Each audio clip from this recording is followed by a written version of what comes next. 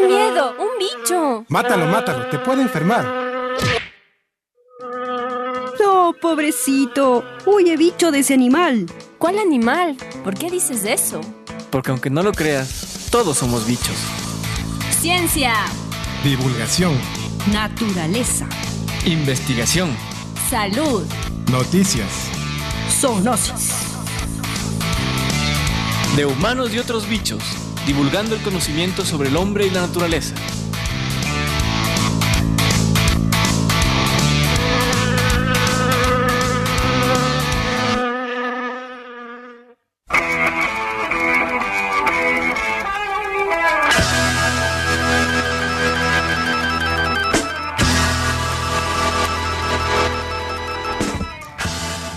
Si quieres que los adultos reciclen, simplemente háblales a los niños de la importancia de reciclar y lo harán.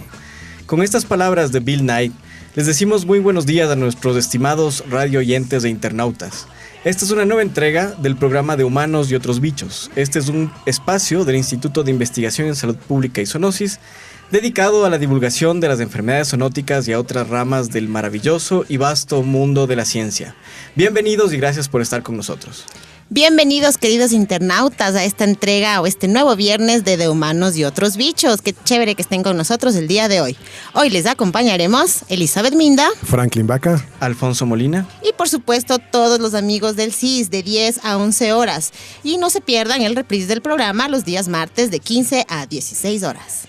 Buenos días internautas y muchas gracias por sintonizarnos. De seguro les va a encantar este programa.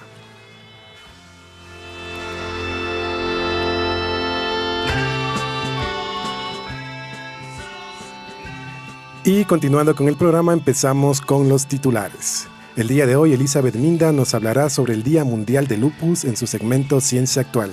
En el segmento Café y Tertulia conversaremos con la doctora Emanuel Cuentín y la ingeniera Karina Rivadeneira, investigadoras del grupo EPICIC del Instituto Nacional de Investigación en Salud Pública, INSPI. Y para el día de hoy les he preparado algo sobre la vida de Reinaldo Espinosa en el segmento Ciencia desde la mitad del mundo. Alfonso además nos ha preparado el segmento Ciencia de la Ficción, donde nos hablará sobre Thor, el dios del trueno. Y con el segmento de la Bicho Canción, les recuerdo que esta semana la temática fue música folclórica latinoamericana, en la cual participaron 5 canciones y gracias a sus votos, tanto en Facebook como en Twitter, obtuvimos los siguientes resultados. En el primer lugar está Vasija de Barro, interpretada por Mariela Condo con el 34.6% de los votos. En el segundo lugar, Volarás del grupo Iliapu con el 23.1% de los votos. En tercer lugar, El Picaflor de los Jarcas con el 19.2%. En el cuarto lugar, Niña Chay de William Luna con el 11.5%. Y en quinto lugar, Zambalando de Inti Illimani con el 11.5% de los votos. De tal forma que las 2 primeras canciones son las que escucharemos en este programa. Y por supuesto no podía faltar nuestra bicho pregunta. Está súper fácil, así que estén atentos. Un hombre entra en un bar y le pide al camarero un vaso de agua. El barman se arrodilla buscando algo, saca un arma y le apunta al hombre que le acaba de hablar. El hombre dice gracias y se va. ¿Por qué? Repetimos. Un hombre entra a un bar y le pide al camarero un vaso de agua. El barman se arrodilla, saca un arma y le apunta al hombre, al que le acaba de hablar. El hombre dice gracias y se va. ¿Por qué? Esperamos sus respuestas, ya saben, internautas, siempre interactúen con nosotros. Para eso pueden dejarnos sus sugerencias y comentarios en el correo humanos y otros bichos, todo seguido, humanosotrosbichos@gmail.com, y pueden interactuar con nosotros durante el programa en las redes sociales Facebook, Twitter e Instagram con el hashtag bichoscis. Todo igual, seguido, bichoscis. Además pueden comunicarse a través de mensajes de WhatsApp o mensajes de texto al 09 87 35 0221. 09 87 35 02 21. Esperamos sus mensajes. Enviamos un saludo a todos y todas quienes nos escuchan dentro y fuera de la Universidad Central, a nuestros compañeros de cabina, Jimena y Sandrita, quienes no nos pudieron acompañar el día de hoy, pero les mandamos muchos saludos. A todos nuestros amigos del CIS que nos sintonizan cada viernes desde las oficinas. Y un saludo especial para todas las madres del Ecuador y del mundo. Gracias por regalarnos la vida. A mi mamita sobre todo, un saludo especial. Gracias a todos por acompañarnos.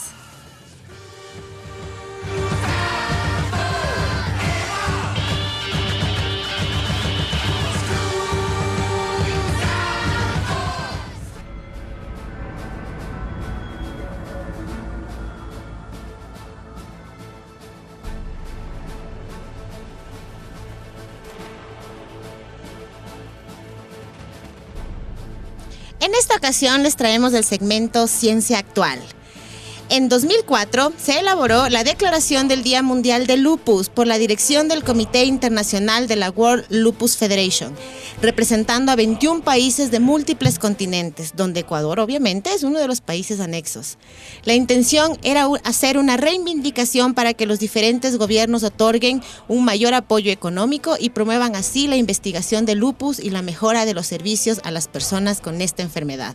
El día de hoy, 10 de mayo, se celebra el Día Internacional del Lupus. Una encuesta a gran escala, donde más o menos 17,000 encuestados de 11 países se hizo esta encuesta, revela que el desconocimiento del lupus tiene un resultado de ideas equívocas sobre la enfermedad por parte del público.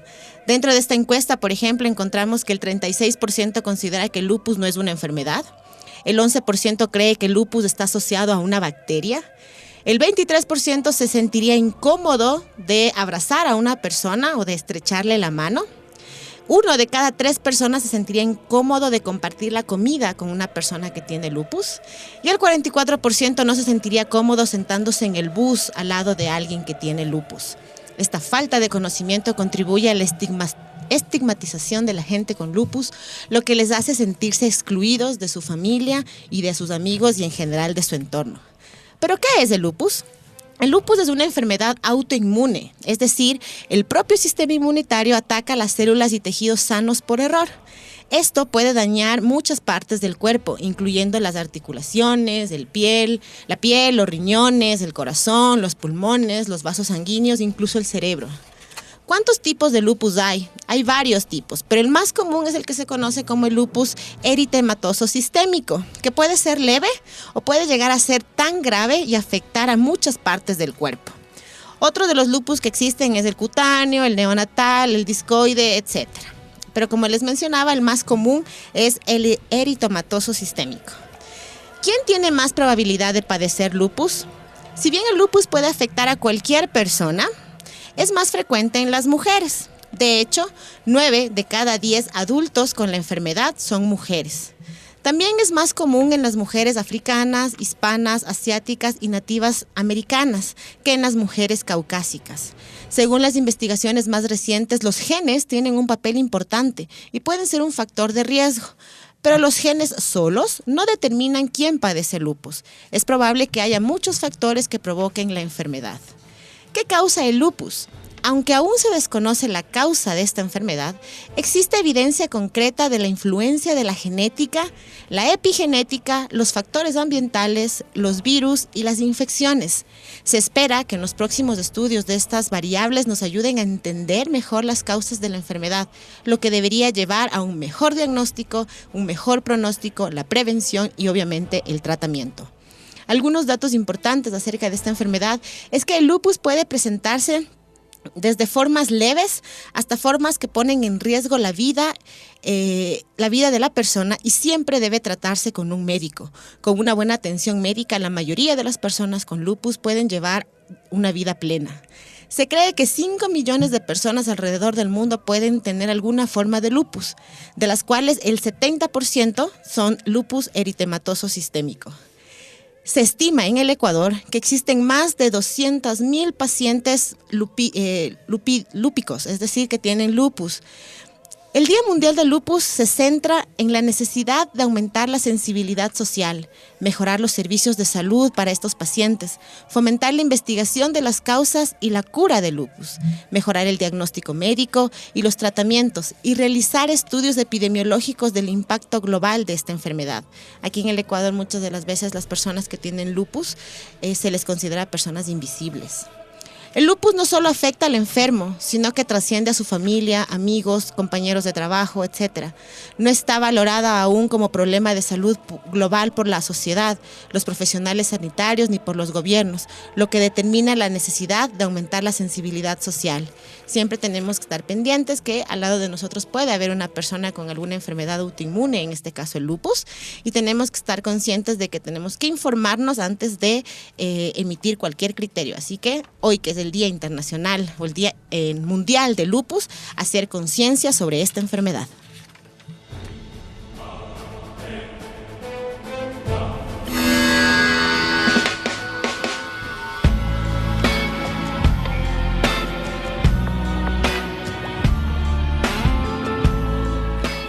En nuestro segmento Café y Tertulia tenemos como invitadas a Emanuel Quentín y Karina Rivadeneira. Emanuel es una investigadora de nacionalidad canadiense. Sus estudios de licenciatura los realizó en la Universidad de Montreal, en donde obtuvo su título de Matemáticas e Informática. Tiene una maestría en Ciencias del Agua, que la obtuvo en el Instituto Nacional de Investigación Científica sobre el Agua, y además obtuvo su doctorado en Teledetección, con enfoque en Sistemas de Información Geográfica en la Universidad Sherbrooke. Todas estas instituciones en Canadá. Ha sido docente en informática, matemática, gestión integrada del agua y geomática en universidades de México y Ecuador. Actualmente, aquí en Ecuador, es coordinadora del Centro de Recursos TERCET, así como también es investigadora y responsable del EPICIG, un grupo de investigación en epidemiología, geomática y ciencias afines del Instituto Nacional de Investigación en Salud Pública, Leopoldo Izquieta Pérez, aquí en Quito, el INSPI. Además, también nos acompaña Karina Rivadeneira, de nacionalidad ecuatoriana, es ingeniera matemática, graduada en la Universidad Central del Ecuador, trabajó como analista en matemática en proyectos relacionados con los vectores del dengue, fiebre amarilla y leishmaniasis. Ha participado como organizadora, expositora y asistente en varios cursos nacionales e internacionales, y actualmente es parte del equipo de trabajo del EPICIG en el INSPI. Bienvenidas, Emanuel, Karina. Hola, muchas gracias. Bienvenidas, gracias por estar aquí. La conversación puede ser entre los 5 que estamos aquí presentes. Quisiéramos empezar por el interés que ustedes han tenido por las matemáticas principalmente, ¿no? Que por las matemáticas, la informática, que no son áreas en principio muy interesantes, ¿no? Para alguien que está empezando una carrera.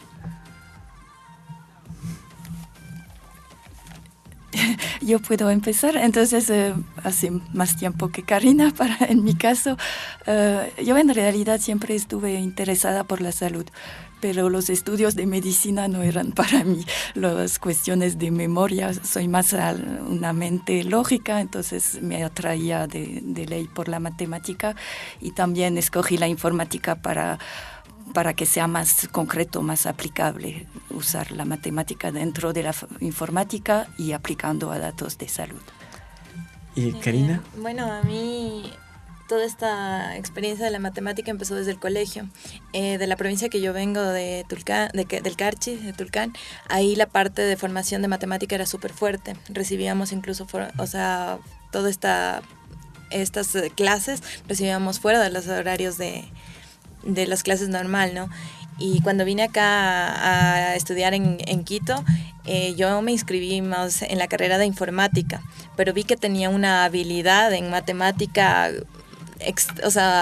más que en informática, y también el apoyo de los profesores diciendo que sí, que podíamos hacer más matemática en el Ecuador y todo, eso me inspiró a meterme en esa rama, ¿no?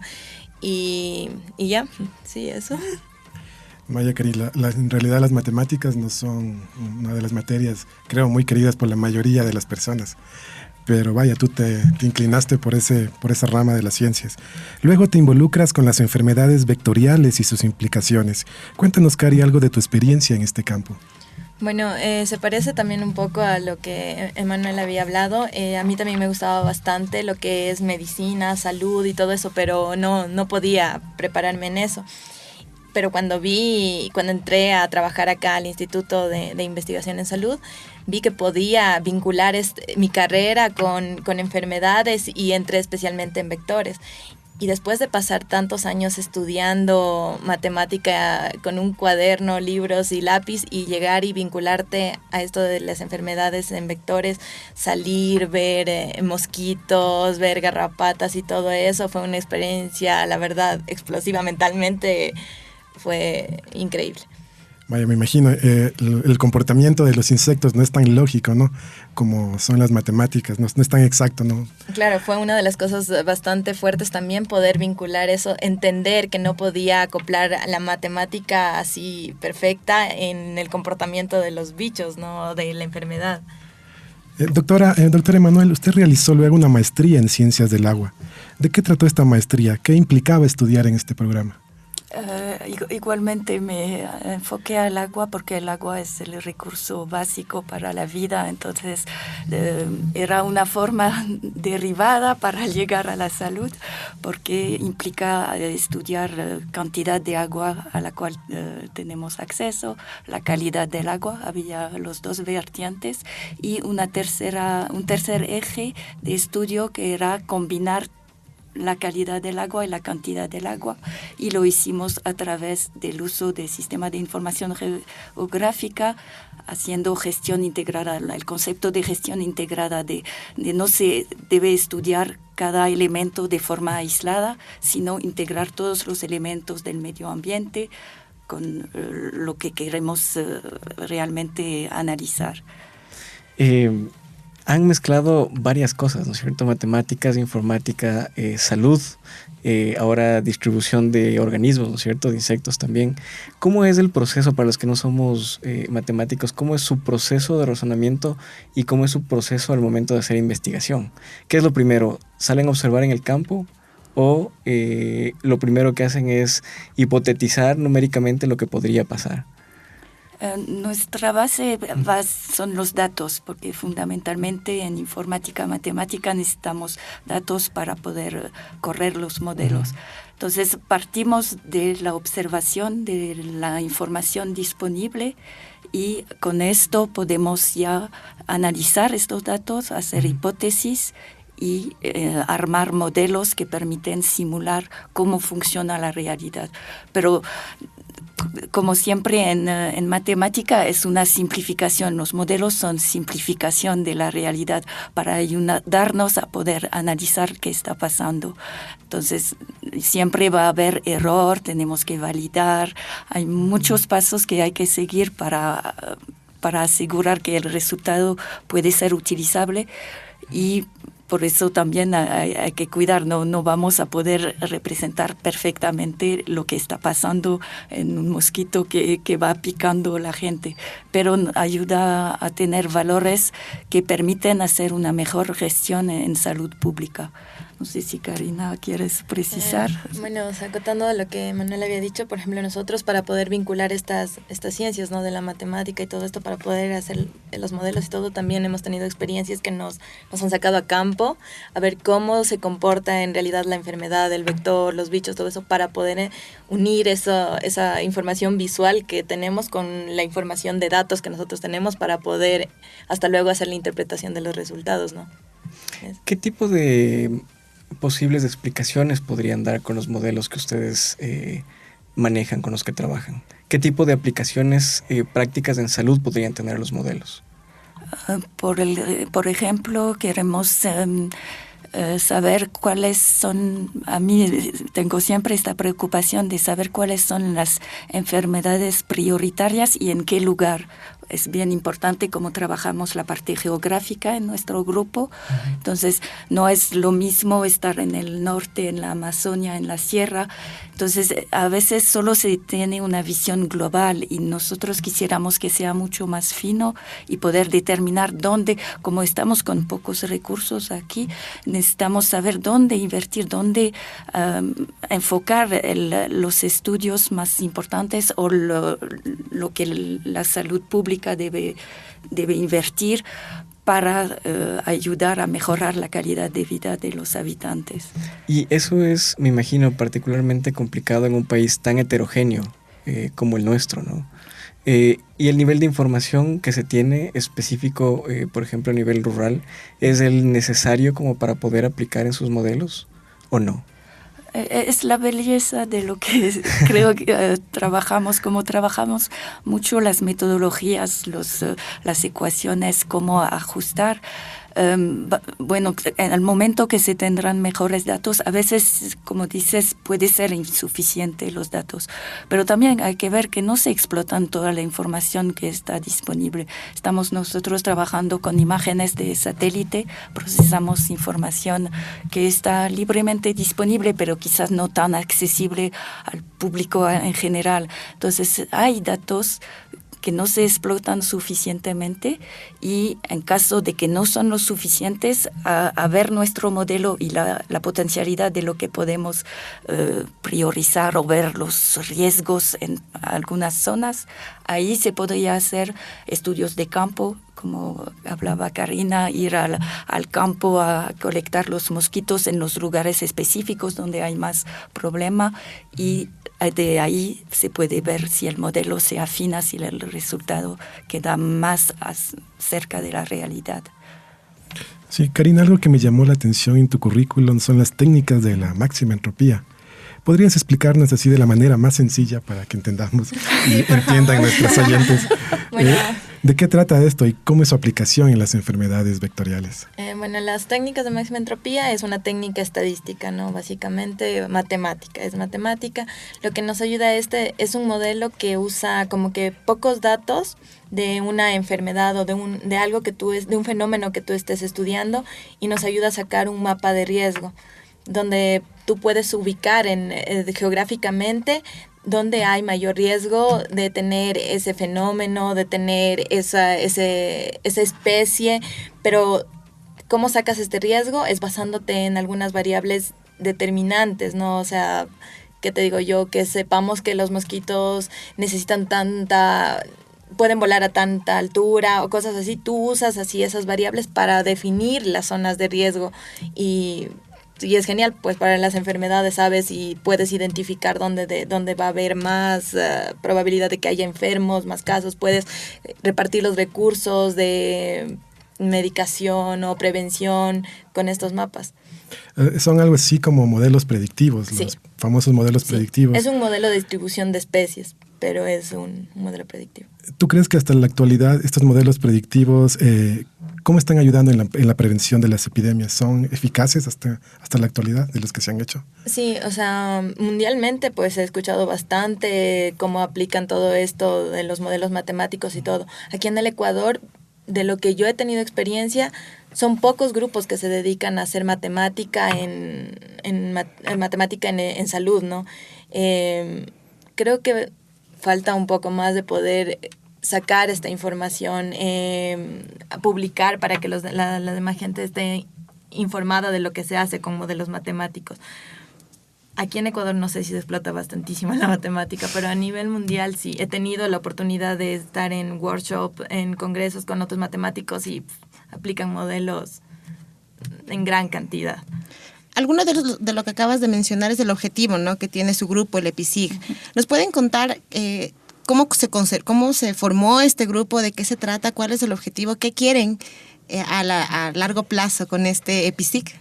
Sí, el EPICIG se creó justamente, estamos un grupo multidisciplinario, contamos con una ingeniera medio ambiente, matemática, informático, diseño gráfico. Es un poco diferente de los demás grupos que hacen laboratorio en biología o medicina. Entonces la idea era usar todo lo que se consigue por los demás laboratorios, muchos datos que están consiguiendo, y explotar esta información para poder entender qué está pasando, simular qué pasaría si cambiaríamos los determinantes, si había forma de impactar sobre los determinantes, y de así poder ayudar al Ministerio de Salud Pública a tomar mejores decisiones. Quizás es lo que hablamos, pasa mucho en matemática o en la ciencia, cómo transferir todo lo que logramos con la ciencia a los que toman decisión. Eso es un punto clave en el cual tenemos que también estar consciente y trabajar. Y creo que logramos bastante porque son herramientas muy visuales, los mapas que hacemos. Y hay forma de facilitar cómo correr un modelo una vez que entendemos su lógica. Y es lo que también en nuestro grupo queremos lograr, toda la cadena desde el inicio de conseguir los datos hacia transferir a los que toman decisión y al público en general, porque también debe poder actuar en su propia vida. Claro, porque yo pienso que para el público, para las personas que no somos expertas en la parte de modelos, matemáticos, esas cosas, un gráfico nos da mucha información y nos ayuda a entender mucho más las problemáticas que puede haber, ¿no?, aquí en el Ecuador con respecto a las enfermedades. Sí, de hecho, Karina ya se empapó más de trabajar en mapas. Quizás puedes hablar de tu experiencia. Yo cuando aplicaba los modelos, para mí era todo en una hoja de papel y de ahí interpretar era complicado porque no podía unir ese lenguaje matemático con el lenguaje de la realidad. Era complicado. Entonces, cuando empezamos a unir todo esto de los mapas de forma visual, empezó a aclararse y decía, ya entiendo lo que hice en ecuaciones, todo escrito a lápiz en una hoja, y ver los mapas son muy llamativos, empiezas a entender lo que estás modelando. O sea, es genial ver eso. Entiendo que ustedes han trabajado principalmente con vectores, ¿no es cierto? ¿Sí? En realidad nos formamos gracias a un grupo, el Centro de Investigación en Vectores. Ajá. Es gracias a la doctora Varsovia Ceballos que se inició el grupo IPSIC. Ajá. Y de ahí nos quisimos ampliar las posibilidades de aplicación, porque hay que pensar que todos los determinantes de medio ambiente o sociales, estos determinantes, no sé si se entiende para el público, que son los factores que van a poder provocar enfermedades. Uh-huh. Si el ambiente está contaminado o si la población está en situación de pobreza extrema, eso uh-huh. puede generar más enfermedades. Entonces necesitamos estos datos para poder construir nuestros modelos, y estos datos pueden servir para casi todas las enfermedades, todos los eventos de salud, no solamente los vectores, pero todas las transmisibles, y también hemos iniciado a trabajar las crónicas, y vamos también a revisar los que son por accidentes, que serían el tercer macrogrupo que queremos revisar. Entonces, teniendo nosotros todas las bases de datos que estamos armando en un solo sistema, ya podemos usar toda esta información en modelos que aplicamos a otros tipos de eventos. ¿Eso también sería aplicable entonces a microorganismos patógenos? Sí. ¿Hay información de eso en el Ecuador? ¿O no se tiene información de la distribución de patógenos potenciales para la población? Solamente de los vectores, entiendo, ¿no? Que es un poco más fácil de trabajar. Sería, por ejemplo, lo que yo había trabajado del agua, uh-huh. de contaminación del agua. Es verdad que esta parte no la tenemos muy precisa, porque hay Senagua que tienen, creo, algunos datos de calidad del agua, pero los datos no son siempre disponibles. Pero otra vez buscamos formas derivadas o otras formas que permiten sacar esta información.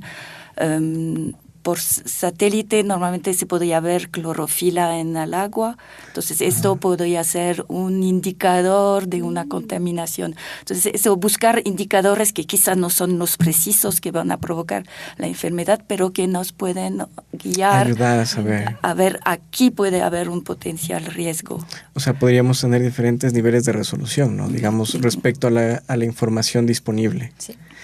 Regresando a la parte de las matemáticas, Me imagino que ustedes conocen el resultado del examen PISA-D que se hizo en 2018 en Ecuador.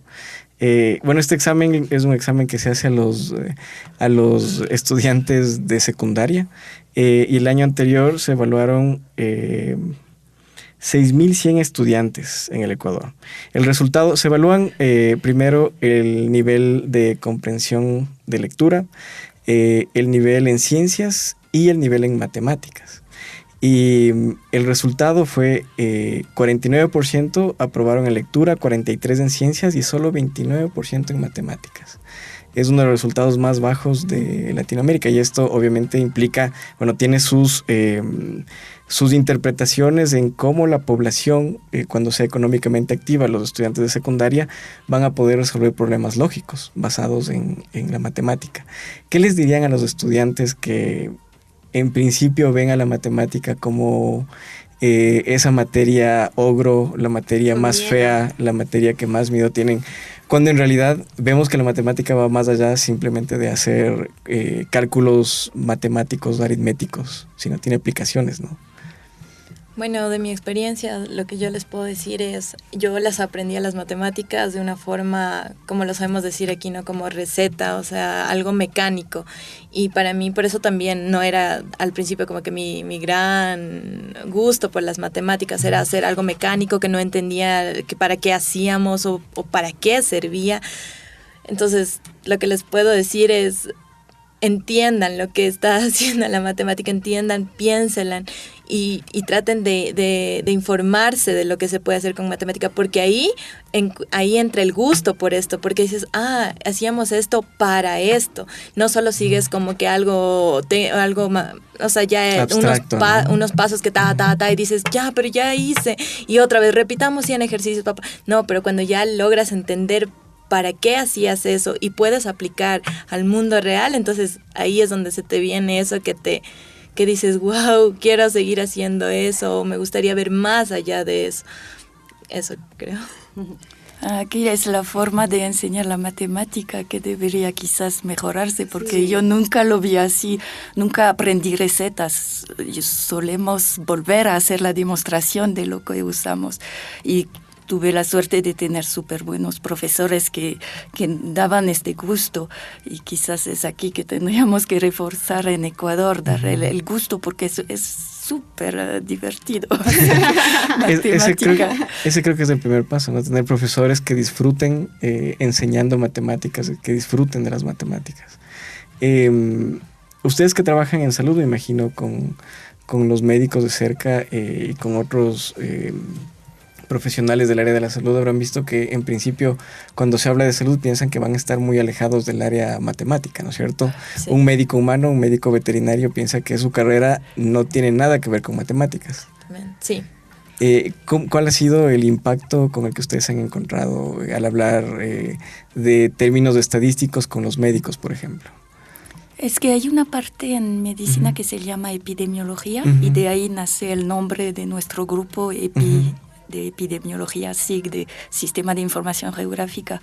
Y en epidemiología sí se utiliza la estadística, es basada en todos los conceptos estadísticos para poder calcular tasas de enfermedad o riesgo relativo. Entonces hay algunos que tienen este enfoque, aunque aquí en Ecuador no creo tanto. La parte epidemiológica es más de lo que escuché en los hospitales, de sacar tablas y de hacer estadísticas, pero la epidemiología, la ciencia en sí, es muchísimo más y permite aprovechar de forma mucho más completa la estadística aplicada a datos de salud. Sí, bueno, de lo que yo había tenido la experiencia con algunos médicos es que ellos mismos están fomentando capacitar a sus compañeros y todo, porque dice que sí hay un problema en todo esto de manejar estadística con sus datos y todo. Incluso dice que para leer los artículos ellos tenían algunas deficiencias. Eso es lo que yo he obtenido como experiencia cuando he compartido con los médicos. Y sí creo que deben fortalecer esa parte de epidemiología bastante. Karina y Emanuel, en la actualidad tenemos un fenómeno natural. Bueno, unos dicen que está discutido, unos dicen que es natural, otros dicen que está provocado por el hombre, el cambio climático. De sus investigaciones, ¿ustedes piensan que el cambio climático ya está influyendo en la dinámica de las enfermedades vectoriales aquí en el Ecuador o no? Sí, esto creo que sí se va a ir viendo aún más. Hemos tenido la oportunidad de analizar los eventos del niño y en relación con las enfermedades. El problema otra vez va a ser la cantidad de datos que tenemos. Cuando hablamos del cambio climático es sobre un periodo mucho más amplio, es una tendencia en el clima, no es la meteorología a diario. Entonces tenemos que tener un poco más de visión atrás y a futuro para poder especificar bien qué va a pasar aquí en Ecuador. Pero estamos justamente queriendo aplicar más de estos datos que se pueden modelar con las imágenes satelitales y ver qué impacto tendría sobre las enfermedades para Ecuador. ¿De cuánto tiempo estaríamos hablando en este periodo a largo plazo para estudiar el cambio climático? Se suele hablar de unos 30 años, de tener datos de 30 años. Y, por ejemplo, con las imágenes satelitales, la mayoría las tenemos desde el 2000. Entonces, ahí nos falta un poquito más para poder hacer las estadísticas más correctamente. Bueno, muchas gracias por haber estado el día de hoy. Nos han abierto la mente con respecto a las matemáticas, en realidad. Y estoy de acuerdo con lo que decía Emanuel. Yo creo que los profesores son los que nos hacen tener miedo a las matemáticas y por eso no queremos a la final estudiar cosas relacionadas con esas y nos vamos por la parte biológica o la parte química. Eso es complicado. Para terminar, ¿qué les parece si nos cuentan cada una de ustedes una anécdota que hayan tenido a lo largo de toda esta vida profesional? ¿Qué les ha pasado, no sé, en campo o con sus modelos? Cuéntenos una anécdota.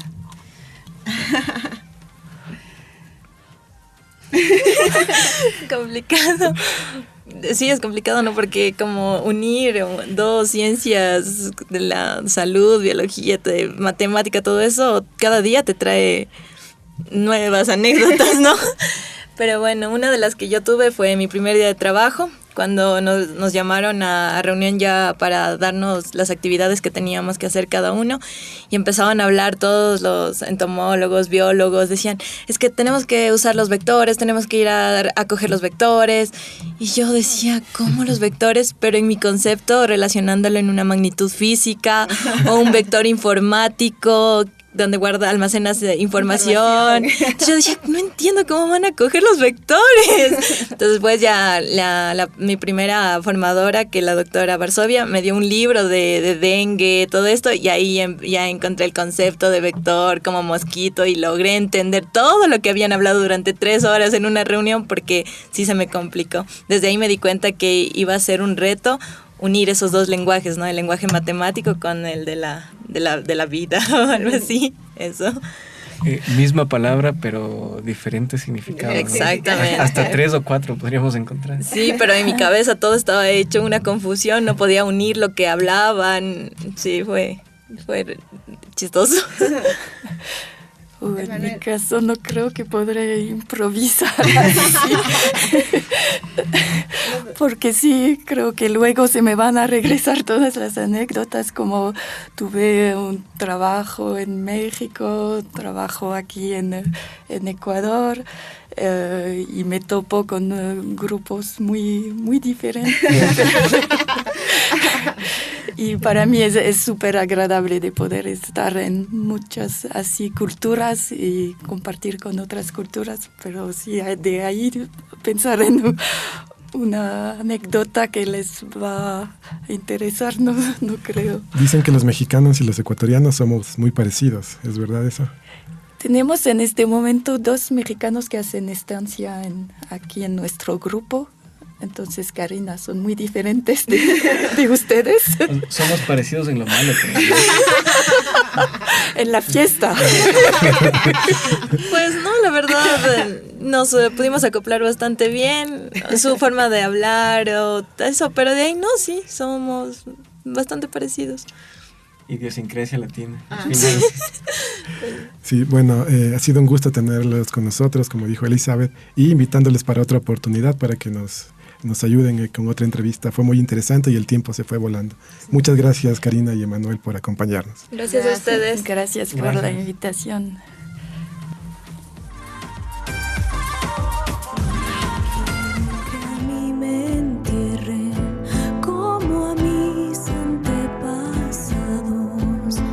Yo quiero que a mí me entierren como a mis antepasados, en el vientre oscuro y fresco de una vasija de barro, en el vientre oscuro y fresco de una vasija de barro. Cuando la vida se pierda tras una cortina de años, cuando la vida se pierda tras una cortina de años, vivirán a flor de tiempo amores y desengaños. Vivirán a flor de tiempos amores y desengaños.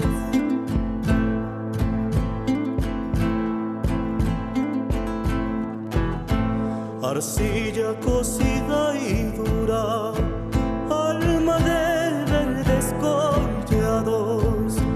Arcilla cocida y dura, alma de verdes collados. Luz y sangre de mis hombres, sol de mis antepasados. Luz y sangre de mis hombres, sol de mis antepasados.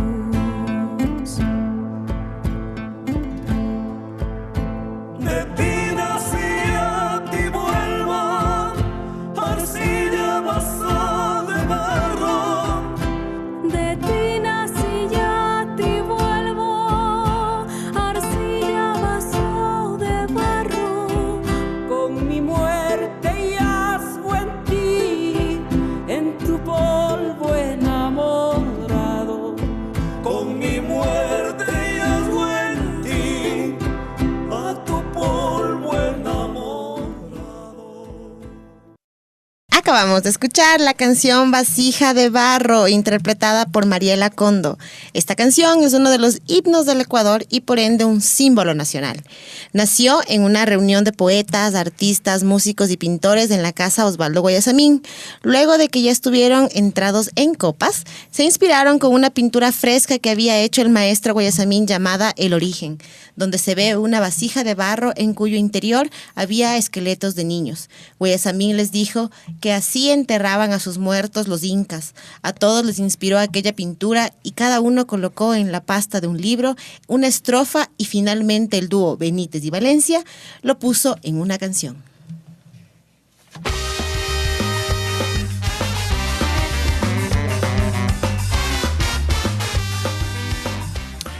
Y bien, internautas, bienvenidos a su segmento Ciencia desde la mitad del mundo. Este segmento está dedicado a realzar la vida y los estudios de científicos ecuatorianos. ¿Han oído hablar de Reinaldo Espinosa Aguilar? Pues bien, él es un botánico que nació en la parroquia Malvas del cantón Zaruma, en la provincia del Oro, allá por el año de 1898. Siempre demostró una natural inclinación hacia los estudios biológicos, especialmente de botánica, una ciencia que aprendió con distinguidos maestros. Fue llamado al Colegio Normal de Quito a desempeñar la cátedra de Ciencias Biológicas y ahí aprovechó el tiempo para estudiar en la Universidad Central y perfeccionar su incipiente alemán, idioma que llegó a dominar a la perfección. Consiguió luego una beca para la Universidad de Berlín. Luego se cambió a la Universidad de Jena y ahí logró el título de doctor en Matemáticas y Ciencias Naturales con la máxima calificación. Su tesis salió publicada en una prestigiosa revista de ciencias en Alemania. y trata sobre la anatomía y morfología de las plantas de los Andes ecuatorianos, en relación con el clima, la altura y la presión atmosférica.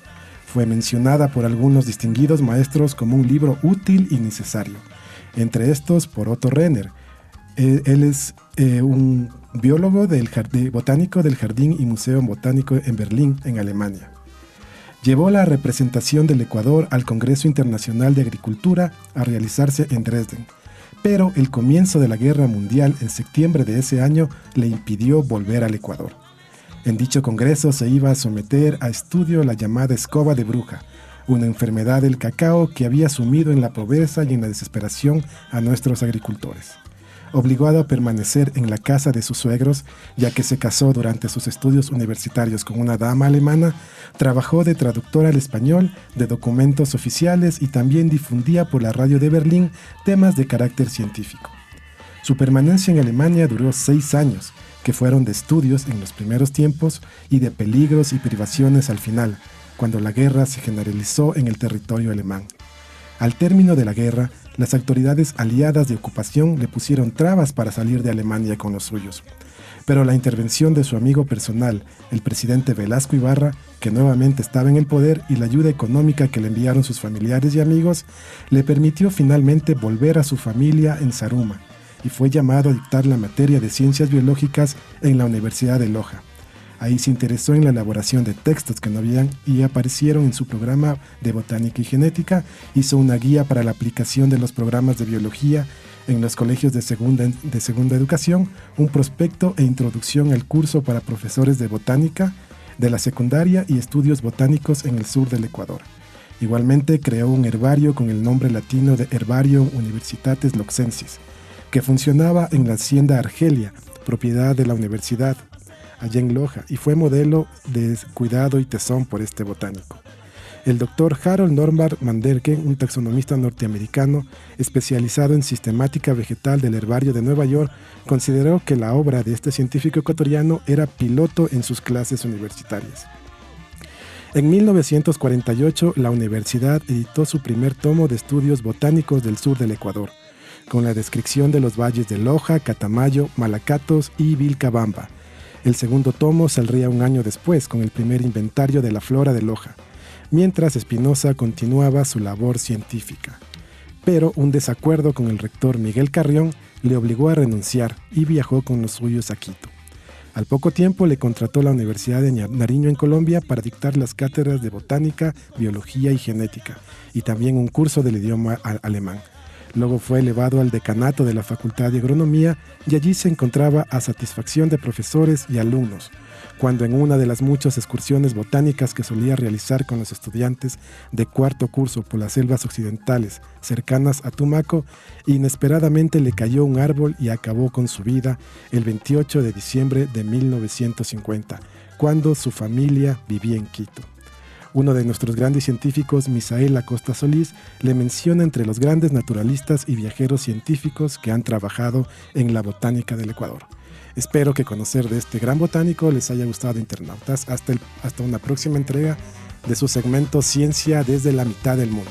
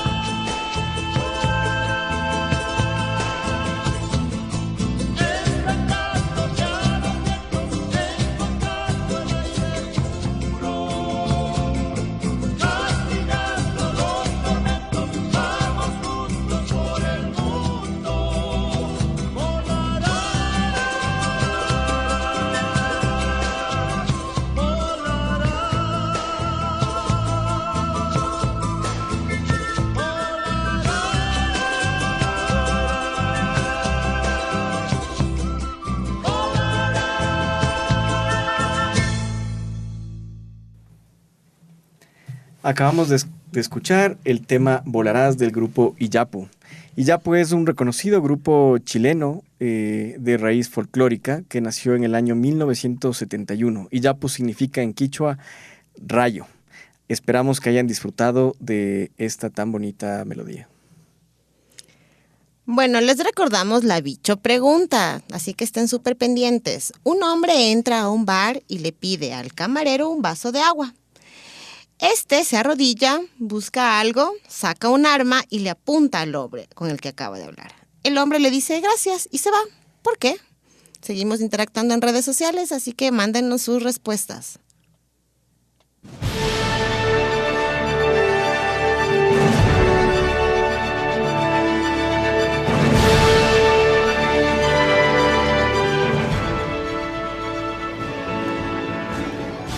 Después de varias semanas, regresamos con el segmento Ciencia de la Ficción.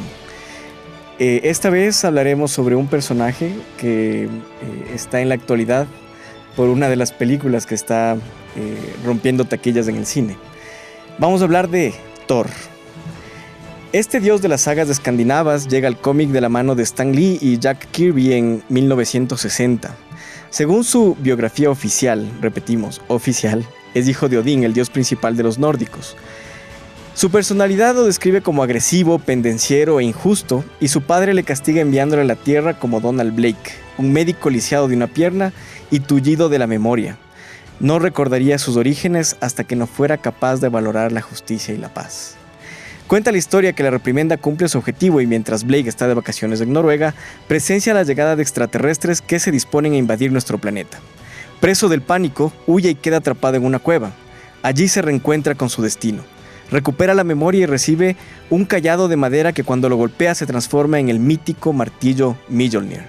Según la etimología nórdica, significa demoledor. Desde este momento, si Blake golpea el cayado contra el suelo, este se transforma en Mjolnir y Blake se convierte en Thor. Solo hay un problema. Si Thor suelta su martillo durante un minuto en la Tierra, se transforma en su alter ego y lógicamente es vulnerable. Pero ¿para qué Thor soltaría el martillo? Pues para volar. Una de las proezas físicamente más posibles es que este dios escandinavo realiza gracias a su mítico martillo Mjolnir. Cuando Thor hace girar su martillo en el aire, ocurre lo mismo que cuando un helicóptero pretende despegar. A medida que la velocidad de giro asciende, el aire debajo del martillo es presionada hacia el suelo, como si alguien quisiera colocar más algodón en una caja, por ejemplo. Empujaría hacia abajo el algodón y este presionaría contra los bordes de la caja. Mientras que el aire encima del martillo, lo que sería como las patas del helicóptero, gira a mayor velocidad pero a menor presión. El aire bajo el martillo de Thor empuja hacia abajo, brindándole un 25% de impulso, pero al mismo tiempo el aire bajo el martillo, que está a una presión alta, busca la presión del aire por encima del martillo que lo atrae como un imán. Es decir, Thor puede volar. Si Thor en el momento de máxima velocidad de rotación da un pequeño salto, saldrá despedido hacia donde apunte su cuerpo. Para dirigir el vuelo, solo debe mover sus piernas hacia la dirección que pretende seguir. Pero antes que muy entusiasmados vayan a comprar un martillo y un casco con pequeñas alas en los laterales, hay una cláusula que con letra pequeña en el contrato de superhéroe de Thor. El martillo debe ser curvo en la parte superior para que el aire sea impulsado hacia abajo y deba ser capaz de girarlo por encima de las 200 revoluciones por segundo, lo cual es un montón. Es bastante, ¿no? Si lo consigue, increíble, si alguno de los radioyentes logra hacer lo mismo que hace el martillo de Thor, deberían escribir a Marvel. Y de vuelta seguramente les enviarán el traje de Thor.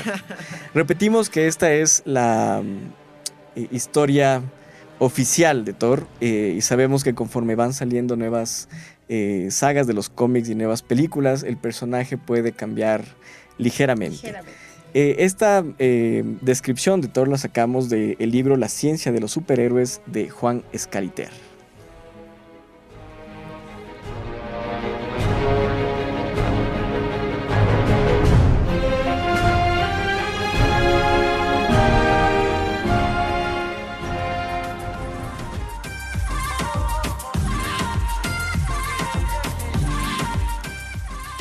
Bueno, en Internauta les cuento sobre importantes eventos académicos que vamos a tener esta semana. El próximo viernes 17 de mayo de 8:30 a 18:30 se desarrollará el segundo simposio internacional Avances en el mundo de los microbiomas en el Teatro Calderón de la Barca de la Universidad San Francisco de Quito, donde participará nuestro compañero Alfonso. Así que mucha suerte, Alfonso, en tu presentación. Pueden asistir todos para que vayan a escuchar la presentación de Alfonso en la Universidad San Francisco. No se pierdan el programa de la próxima semana, donde les traeremos más novedades. Déjennos siempre sus sugerencias y comentarios en nuestro email, humanosyOtrosBichos, todo junto, humanosyOtrosBichos, @gmail.com. O también en nuestras redes sociales, Facebook, Twitter, Instagram. Siempre estamos pendientes de sus sugerencias y comentarios. Muchas gracias por haber estado esta semana. Bueno, la bicho pregunta, la respuesta a la bicho pregunta. Tuvimos algunas respuestas por ahí. Dijeron que el camarero no... Se dieron cuenta que el camarero no vendía agua porque les mostraron la pistola o algo así. Pero estaba bien fácil. El camarero se da cuenta de que su cliente le pide agua porque tiene hipo. Y decide cortárselo con un buen susto. Entonces esa era la respuesta. Creo que nadie quisiera cortar así el hipo. La respuesta es lógica. Muchas gracias por haber estado este viernes en una nueva entrega de Humanos y Otros Bichos. Los esperamos la próxima semana. Muchas gracias, internautas, por sintonizarnos. Seguro les gustó este programa. Hasta la próxima semana. Deberemos aclarar que esa es una de las posibles respuestas. Claro. No es la respuesta. En la última semana ha habido muchas noticias muy interesantes en el campo de la ciencia y la tecnología.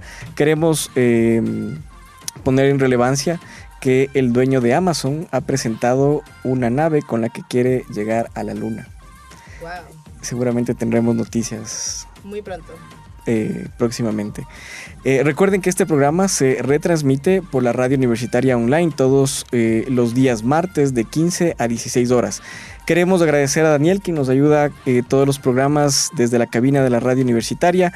Fue un gusto compartir esta hora de divulgación científica con ustedes. Nos escucharemos más bien el próximo viernes y no se olviden que la ciencia triunfe.